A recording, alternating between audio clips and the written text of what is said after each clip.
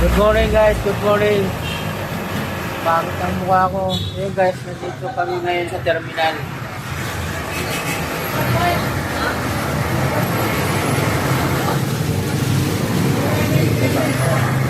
Oh, pansin nyo guys, nag-iisa ako.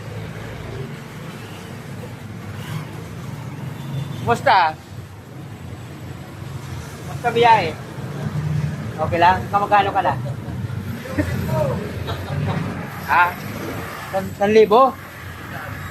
Saan? Maga ka lumabas?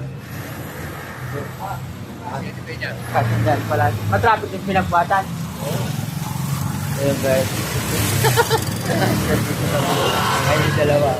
Hoy, kaway kayo! Nandun sila sa dulo. Yun.